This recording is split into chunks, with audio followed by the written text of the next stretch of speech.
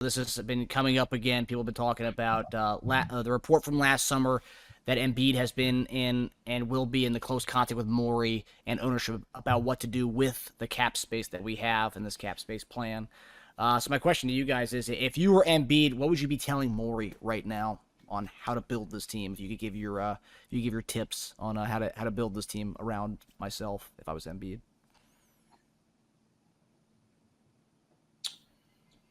I mean, the first thing is we have to be healthy to play. I mean, you know, I don't know how to control that. So, I mean, I guess we probably need um, a perimeter player that can defend on the other team's best perimeter player.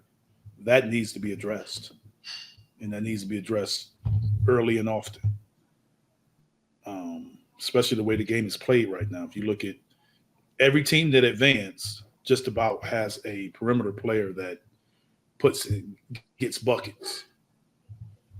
Yeah. So I would say you have to address that. I would say you have to address. You always need to address shooting, and you need to address your starting power forward and how you want that to look. That would be priority number one.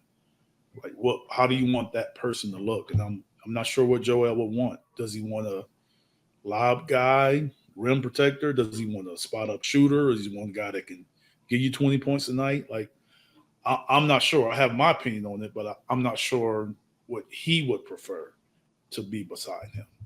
But that 4-3, I think you need a guy at that position that that's going to go out and arguably be your second best player. I think it needs to be like that where he's. I know we're where we see the envision of where Maxi's going right now, but you still need another guy that could be like, hey man, Maxi, he don't have it today, but X does, or Yep. Whoever that person is. Um, I think you need that because I think you need to kind of address Joel from a longevity getting through the season perspective. So I would say more 4 than 3. Um, but either way it go, you need someone that I feel can play both. Even if he's primary 4, he can play some 3. If he's primary 3, he can play some 4. Um, but he has to be close to giving you 20 points a night, and not 20 points a night where. And I know that people can talk about. I'm saying not a Tobias 20 points a night, meaning like he's capable of giving you 20 points a night. Um, but it just doesn't happen if the opportunities aren't there. I want someone that can go get it with the limited amounts of calls, or we don't have to call a play for him. He just finds a way to go get it. Someone, I'll give you an example of like Pascal Siakam. I'm not saying he's the guy. I'm saying someone that scores like him. Different ways to score in transition, early post ups, isolations, 1-on-1, whatever it is, it's kind of different. Yeah. And at the end of the day, you looking like he got his 20. He got his Yep. 20.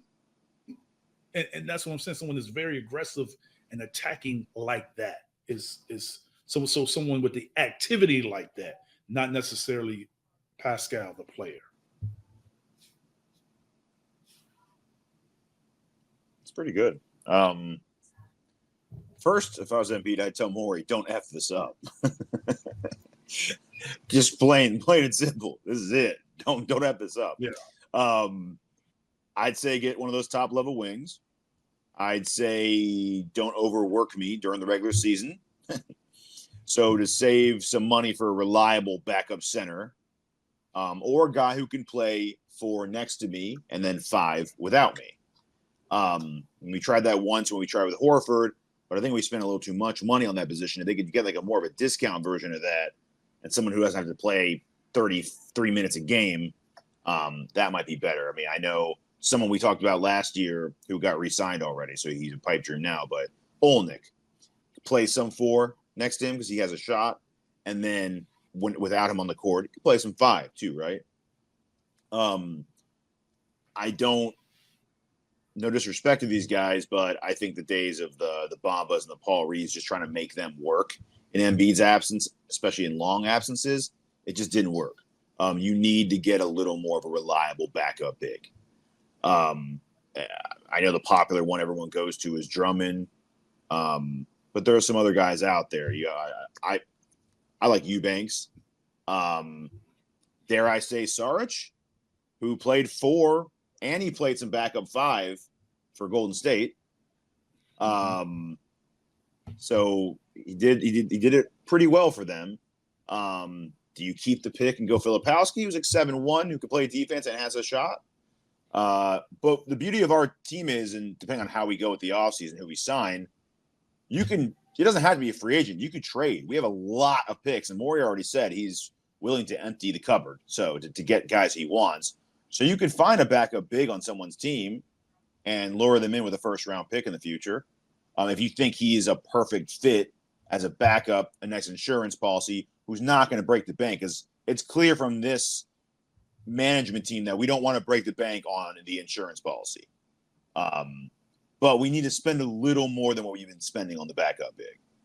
If you take what we gave Reed plus Bamba, you got about a $9-10 million player. You can get a decent backup big who plays those minutes well, with a decent contract. So those would be, I think, my top priorities. Again, what Eric said and what I said is tied in, because the health part of it, if you're not overworked during the season, hopefully, you're doing a load management where you're going to be healthier and more fresh for the postseason. That'll be helped by another top level wing who can maybe take the scoring load when Joel's out, and a backup big who's a serviceable starter when Joel's out. Yeah. Are you guys worried at all about the because everyone knows that Jimmy Butler and Joel Embiid were very close with each other, and with the reports that Jimmy wants an extension, and there's reports that the Heat may not give it to him. I guess my concern is Embiid goes to the front office saying, "Hey, go get my friend Jimmy Butler," and we're also having to pay up a lot of assets, and more so, and like Heat fans are thinking we're going to trade multiple first-round picks to get Jimmy Butler, which I think is kind of ridiculous since they didn't trade that to get Jimmy Butler 5 years ago when he was a much younger guy. So are you at all concerned with that aspect of it if Embiid is having a close contact with Morey about bringing in Jimmy Butler?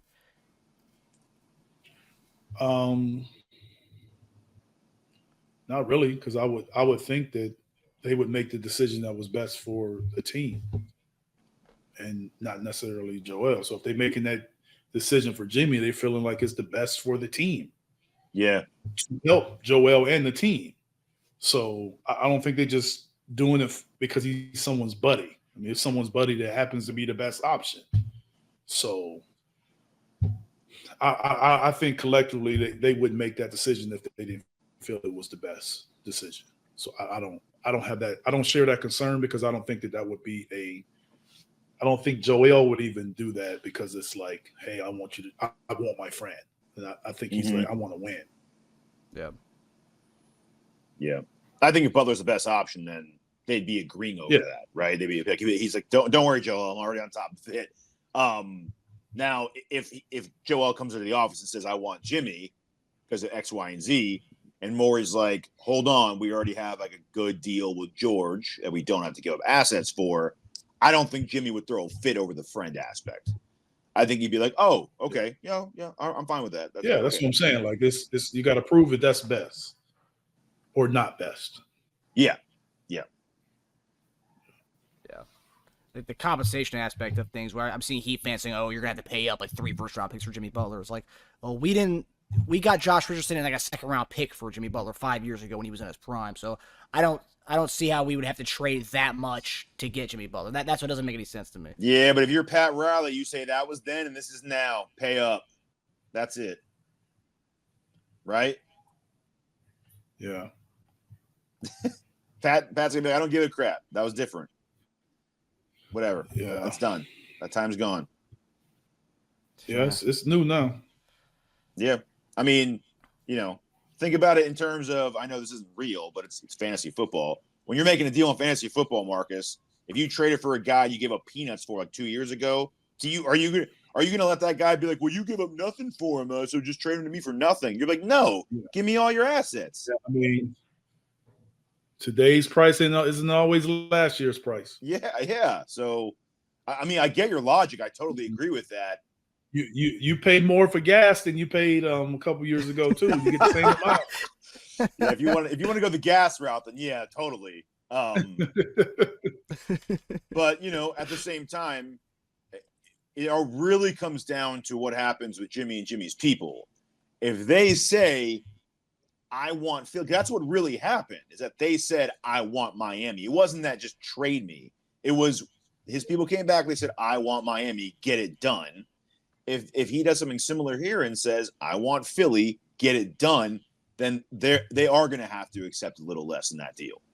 Yeah. So, like Paul Reed in a second-round pick. I get is that the equivalent to Josh Richardson in a second-round pick? Nah, I'd say you have to give him more for that. So at least a first, and then. Oof. Man. If it was just one first, I wouldn't be upset with that. Yeah.